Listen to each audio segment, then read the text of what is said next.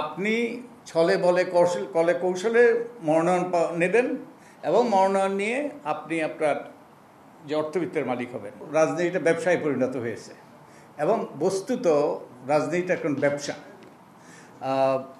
এবং আমার কাছে প্রশ্ন, আসলে আমাদের দেশে রাজনৈতিক দল আছে কিনা, রিয়েলি রাজনৈতিক দল আছে কিনা?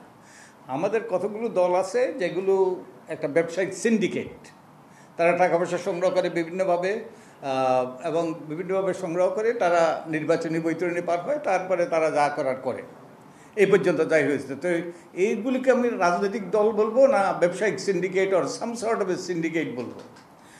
আরেক কতগুলো দল আছে যে ধর্মভিত্তিক, কিন্তু আসলে এগুলো ধর্মীয় সংগঠন। রাজনীতি তাদের সাথে যুক্ত করা হয়েছে পরে, এবং আপনারা দেখবেন যে একটা বড় দলের থেকে কিছু লোক বেরিয়ে গিয়েছে এবং আমাদের সেই ছাত্র শিবিরের বন্ধু এসছে ঠিক সময়ে, তারা বেরিয়ে গিয়েছে।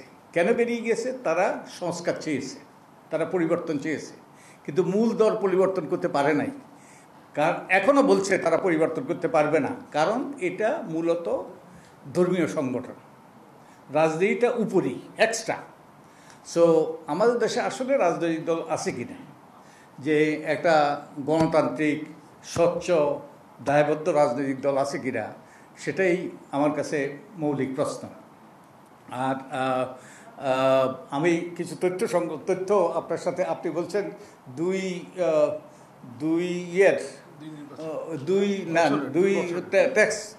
ট্যাক্স রিটার্নের। আমি হলফনামা, এখানে হলফনামার গুরুত্বটাও আসবে। অতীতের when days could be called good old days, 2008 আর 2013 চারটা সিটি কর্পোরেশন নির্বাচন হয়েছে, এবং এই চারটে সিটি কর্পোরেশনেই এই যে দুটো বড় দলের আওয়ামী লীগ এবং বিএনপির একই প্রার্থী ছিল। আপনি ছলে বলে কলে কৌশলে মনোনয়ন নেবেন এবং মনোনয়ন নিয়ে আপনি আপনার যে অর্থবিত্তের মালিক হবেন।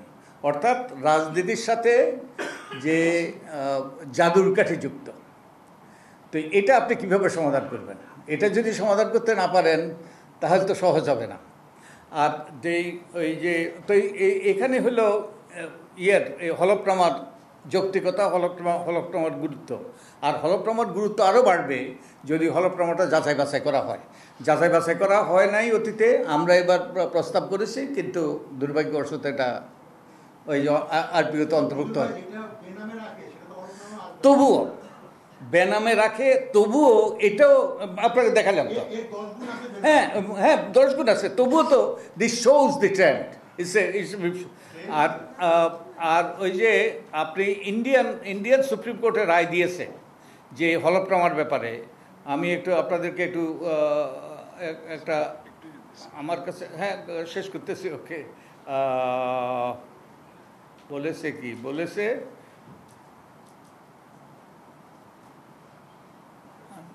একটু ইন্ডিয়ান সুপ্রিম কোর্ট বলেছে ইউনিয়ন অফ ইন্ডিয়া, পিইউসিএল বনাম ইউনিয়ন অফ ইন্ডিয়া, তার সুপ্রিম কোর্টের রায় বলছে একথা সত্য যে রাজনৈতিক দলগুলি নির্বাচনী যুদ্ধে লিপ্ত হয়, তবে নির্বাচন প্রহসনে পরিণত হবে যদি নির্বাচনী প্রতিদ্বন্দ্বিতাকারী প্রার্থীদের অতীত ইতিহাস সম্পর্কে ভোটাররা না জানে। তাদের এ কিংবা বি এর পক্ষে ভোট দেওয়ার কোনো ভিত্তি থাকবে না। এই ধরনের নির্বাচন সুষ্ঠু হবে না, নিরপেক্ষ হবে না। এবং তারা আরও বলেছে গণতন্ত্র যাতে গুন্ডাতন্ত্র, মবক্রেসি এবং উপহাসে এবং প্রহসনে পরিণত না হয় তা নিশ্চিত করতে সুষ্ঠু নিরপেক্ষ নির্বাচনের জন্য ভোটারদের তথ্য পাওয়া জরুরি।